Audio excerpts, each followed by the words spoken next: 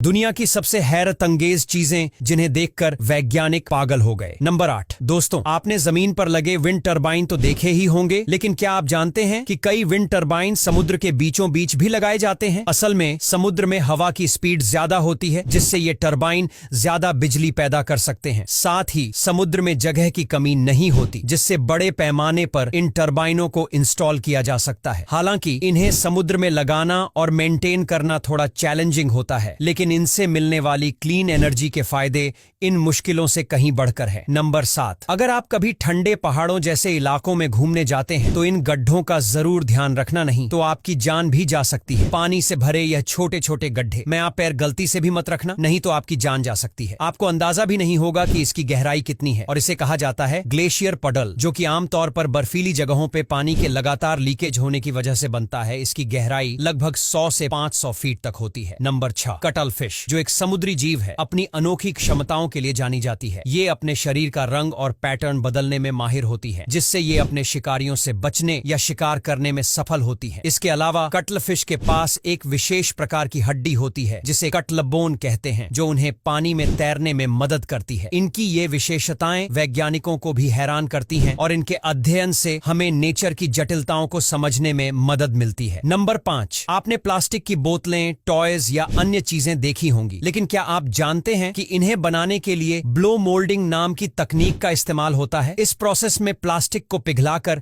एक मोल्ड में डाला जाता है और फिर उसमें हवा फूंकी जाती है, जिससे प्लास्टिक मोल्ड के आकार में फैल जाता है। इस तकनीक से कम समय में बड़ी मात्रा में प्लास्टिक प्रोडक्ट्स बनाए जा सकते हैं, जो हमारी रोजमर्रा की जिंदगी का हिस्सा है। नंबर 4। हेलीकॉप्टर लैंडिंग पैड, जिसे हम हेलीपैड कहते हैं, पर आपने बड़े अक्षर H को देखा होगा, लेकिन क्या आप जानते हैं कि इस H का क्या मतलब है? असल में H का मतलब हेलीकॉप्टर होता है, जो पायलट्स को लैंडिंग स्पॉट को पहचानने में मदद करता है। इसके अलावा हेलीपैड के आसपास के एरिया को क्लियर रखा जाता है, ताकि लैंडिंग और टेक ऑफ के दौरान कोई बाधा ना हो। ये सिंपल लेकिन इफेक्टिव मार्किंग हेलीकॉप्टर ऑपरेशंस को सेफ और एफिशिएंट बनाती है। नंबर 3। यह है चाइना का स्टोन मार्केट, जहां पर हजारों तरह के स्टोन्स और क्रिस्टल बेचे जाते हैं। इनकी खरीदारी करने के लिए बड़ी दूर दूर से लोग आते रहते हैं। इन क्रिस्टल को यह लोग समुद्र के किनारे से ढूंढ कर लाते हैं, फिर उन्हें प्रोसेस करके यहाँ बेच देते हैं। यहाँ आने वाले लोग इन्हें महंगे दामों में खरीद लेते हैं, क्योंकि इन्हें शुभ और एनर्जी से